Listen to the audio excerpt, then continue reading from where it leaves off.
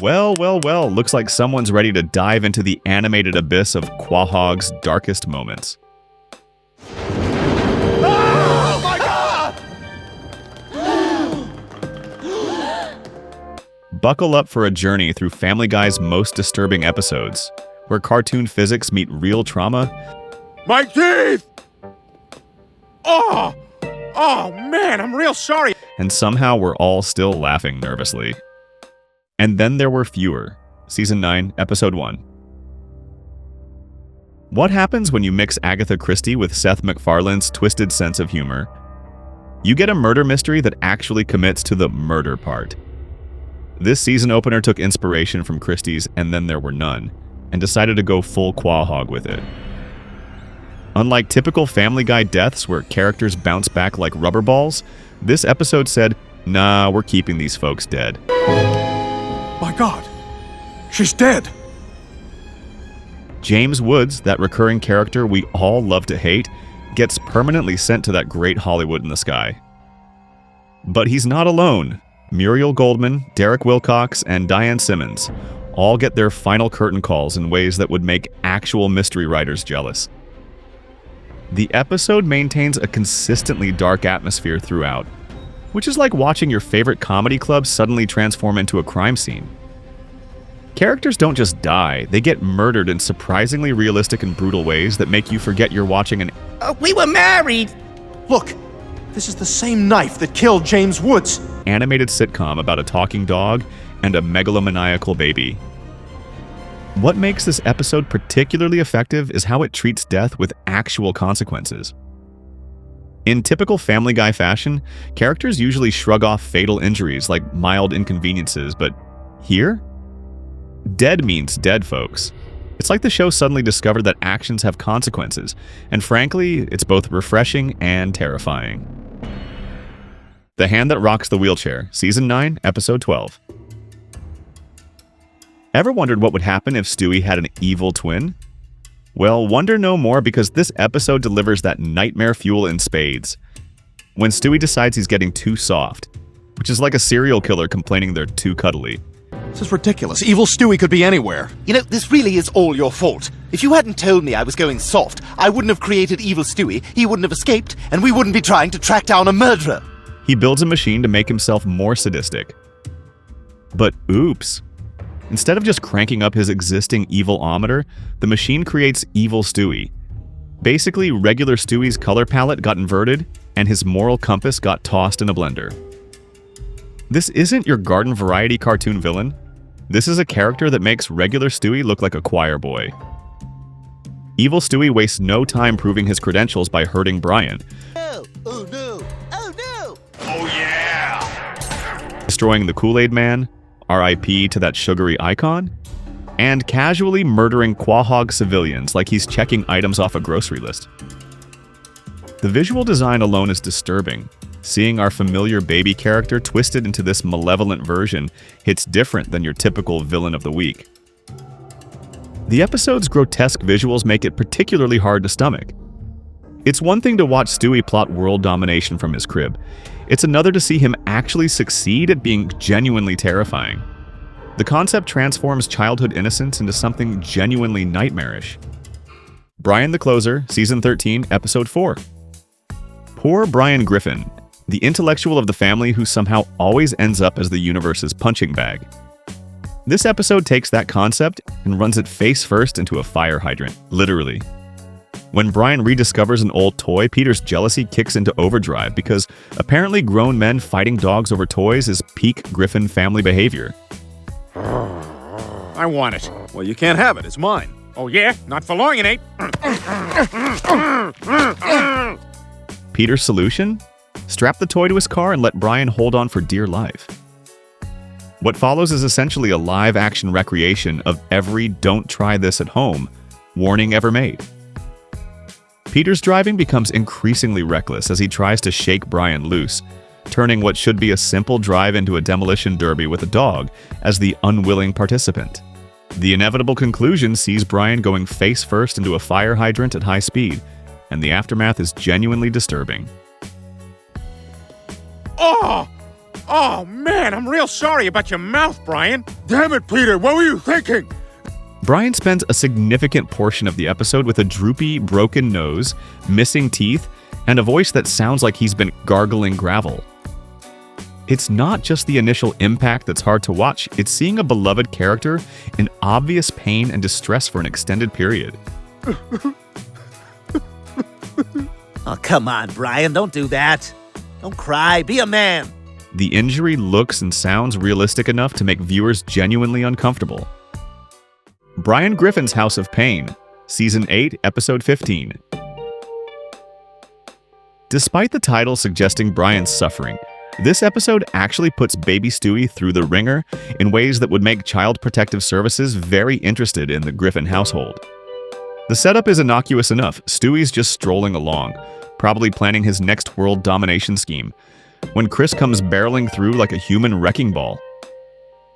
The collision sends Stewie tumbling down the stairs in what becomes one of the most brutal accidents in the show's history. Head injuries are serious business in real life, and this episode doesn't shy away from showing the realistic consequences of Stewie's fall. Stewie in here? Yeah, yes. Well, can you give him to me? It's time for his dinner. Oh, don't worry, Mom. We'll bring him down. Anything I can do to make your life a little easier. The visual of Stewie's head wound is genuinely revolting. Not in a cartoonish bounce back tomorrow way, but in a holy crap, that baby needs medical attention way. What makes it worse is that Stewie spends much of the episode in a coma-like state while the family engages in typical Griffin dysfunction, trying to pin the blame on Lois. Viewers are forced to stare at this nasty, rotting gash for most of the episode's runtime, watching it get progressively worse while the family bickers. I think we gotta take these bandages off and see what we're dealing with here. Oh, crap. You smell that? That's brain smell. Okay, It's like watching a medical emergency unfold in slow motion while everyone around acts like it's no big deal.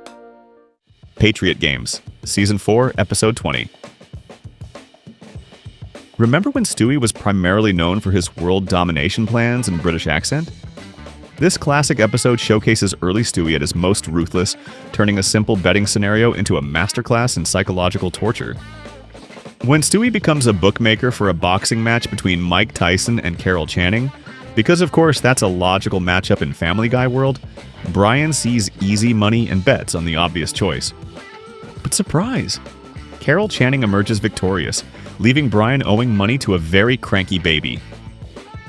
Brian's mistake isn't just losing the bet, it's not taking Stewie seriously when collection time comes around.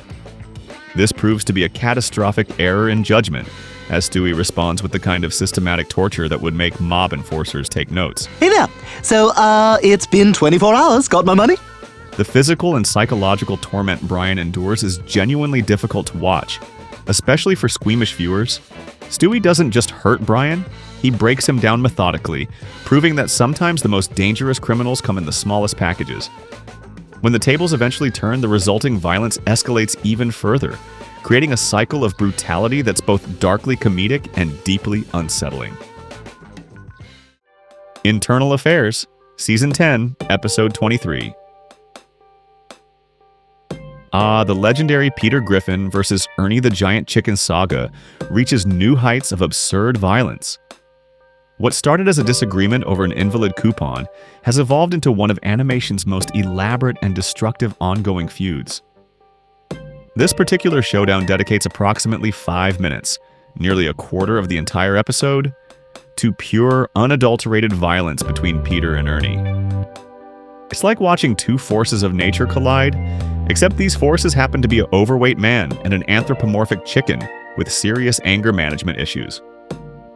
The fight sequence is gleefully over the top, featuring the kind of destruction that would make action movie directors weep with envy.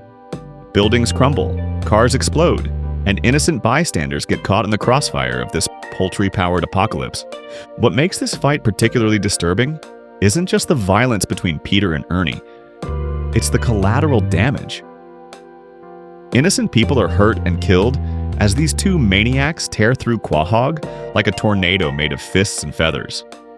The show doesn't shy away from showing the civilian casualties, making viewers acutely aware that this isn't just harmless cartoon violence. Screams of Silence, the story of Brenda Q, Season 10, Episode 3. Even by Family Guy's boundary-pushing standards, this episode ventures into territory that makes viewers question whether they should be watching or calling a crisis hotline. It's controversial not for its absurdist humor, Hey, give me some money! I saw a cool bandana! What the hell's going but for tackling domestic violence with the subtlety of a brick through a window. Brenda Quagmire, Glenn's sister, finds herself trapped in an abusive relationship with Jeff, a character so thoroughly detestable that he makes other Family Guy villains look sympathetic. Jeff and I are getting married! The episode attempts to address a serious social issue, but the execution leaves viewers feeling like they're watching a PSA directed by someone with a very dark sense of humor. What makes this episode particularly difficult is how it alternates between the show's typical comedy and genuinely disturbing scenes of abuse. It's like watching two different shows spliced together, one trying to make you laugh, the other trying to make you call the police. The climactic confrontation where Quagmire and friends take drastic action against Jeff is brutal, in ways that feel more realistic than cartoonish. The violence isn't played for laughs, it's played for justice, which somehow makes it more disturbing. The episode sparked widespread criticism for its handling of such sensitive subject matter, proving that some topics don't mix well with animated comedy. Turban Cowboy, Season 11, Episode 15. This episode manages to be controversial on multiple levels, combining problematic storylines with dark endings and infamous cutaway jokes that made viewers question their life choices. It's like a perfect storm of offensive content wrapped in animated form. The main plot sees Peter befriending Mahmoud, a terrorist. Even made a new friend. You did? Yeah, his name's Mahmoud. Because apparently Peter's friend-making skills are about as refined as his diet.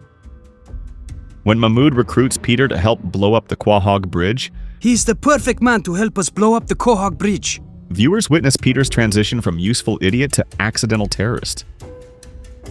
The dark ending arrives when Peter accidentally detonates the bridge with his cell phone, effectively committing an act of terrorism through sheer stupidity. It's the kind of plot development that makes you wonder if the writer's room has adequate mental health resources. But wait, there's more. The episode features a cutaway joke, showing Peter driving through the Boston Marathon, harming numerous people in a sequence that's both grotesque and deeply inappropriate. The combination of terrorism themes and marathon violence creates an onslaught of disturbing content that left many viewers genuinely offended.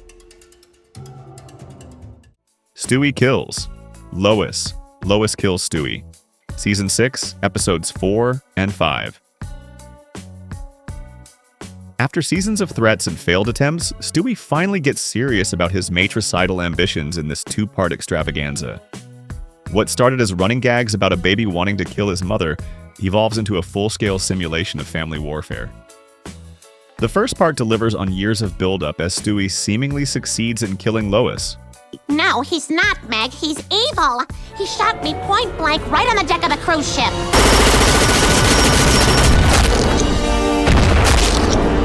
Though she survives the actual attempt. Peter gets arrested for the crime because, let's face it, he's the obvious suspect when family members start disappearing. The episode doesn't just feature the violence, it explores the aftermath and consequences. Part 2 escalates the violence to apocalyptic levels as Stewie murders Cleveland, kidnaps Brian. You know you're not gonna get away with this. Kidnapping me is one thing, but you killed Cleveland. You forget I'm the one holding the gun, Brian, and you're gonna do exactly as I say. And declares himself president of the world. We interrupt this program to bring you a special message from the new president of the world. King's loyal minions. His dictatorial reign features unspeakable acts that transform our familiar baby character into a genuinely terrifying villain. The concept of family members systematically hurting each other strikes at something primal and disturbing. Even knowing it's ultimately a simulation doesn't diminish the impact of watching beloved characters engage in brutal violence against each other. Stewie's destructive reign only ends when Peter kills him, completing a cycle of family violence that's deeply unsettling. Road to the North Pole, Season 8, Episode 7. Leave it to Family Guy to transform a holiday special into an expedition through animated hell. This episode takes the innocent premise of visiting Santa and turns it into what might be the darkest half hour in the show's history. When Brian and Stewie journey to the North Pole expecting Christmas magic, they discover a nightmare that would make Tim Burton uncomfortable. Santa isn't jolly. He's deathly ill and barely functioning. Oh my god, are you alright? The workshop isn't a cheerful toy factory. It's an industrial hellscape that makes Dickensian workhouses look pleasant. The elves aren't happy helpers. They're struggling, overworked beings trapped in a system that's broken beyond repair. The reindeer? Let's just say they're not exactly friendly and leave it at that. I don't even pray for them anymore. The entire Christmas mythology gets deconstructed in ways that would traumatize actual children. But the real horror begins when Brian and Stewie decide to fill Santa's boots themselves. Their attempt at Christmas cheer results in a brutal home invasion sequence that's genuinely traumatizing to watch. The violence isn't cartoonish, it's realistic and disturbing, featuring genuine terror from the victims. The episode manages to destroy childhood innocence, Christmas spirit, and viewers' faith in animated holiday specials all in one fell swoop.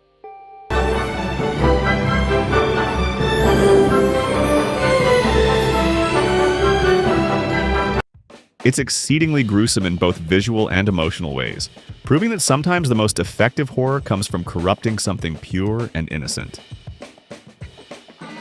Quickfire bonus, more nightmare fuel. Quagmire's Quagmire, Season 12, Episode 3.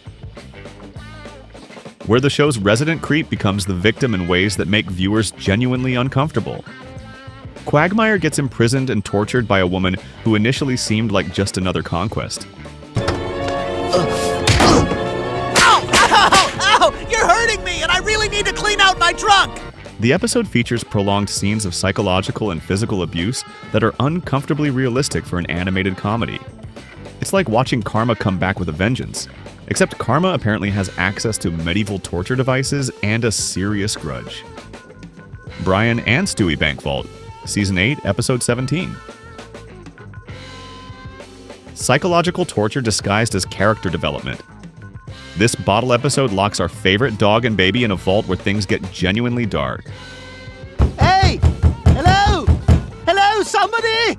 We're trapped in here! Brian's forced into deeply humiliating situations before attempting to end his own life in a scene that's played with surprising seriousness. It's like watching a therapy session conducted by someone who failed psychology class twice. Super Griffin segment, Season 3, Episode 21. Mass civilian casualties played for laughs, because apparently superpowers plus Griffin family equals genocide. The family gains superpowers and uses them to vaporize people, destroy buildings full of innocent civilians, and cause mass destruction on an apocalyptic scale. That's right, Tom. This is just one of many public disturbances caused by the Griffin family of Quahog, who seem to have acquired superpowers. Peter throws cars through crowds like confetti, while the family treats their killing spree as wholesome family fun time. Cleveland vs. Quagmire fight, Season 4, Episode 5. Realistic domestic violence that hits too close to home. When Cleveland discovers Quagmire's affair with Loretta, the resulting fight is brutal. Cute little white ass. That wasn't Cleveland, it was some white guy. What was that? Shut up and put some more of that sugar in my bowl. Emotionally charged and uncomfortably realistic. Unlike typical cartoon violence, this beating feels genuinely painful and personal, featuring broken bones and psychological trauma that actually sticks around for future episodes. Road to Germany, Season 7, Episode 4. Time travel meets historical atrocities in animated form. Brian and Stewie's time travel adventure features surprisingly graphic World War II violence. Uh-oh. What? Hold on to something. Including concentration camp scenes that pushed the boundaries of what's acceptable in animated television. It's like watching a history lesson taught by someone who thinks trauma is hilarious. Peter versus Giant Chicken Round 47. Oh, crap.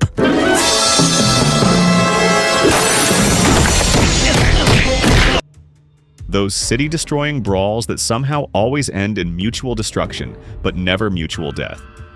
Cars explode, buildings collapse, innocent bystanders become collateral damage, and somehow these two maniacs always survive to fight another day. It's like watching natural disasters with personal vendettas. Outro. These were Family Guy's greatest hits in making viewers question their sanity. But somewhere in Quahog's animation studios, fresh nightmare fuel is brewing. The real question isn't how worse can it get? It's, do we really want to find out?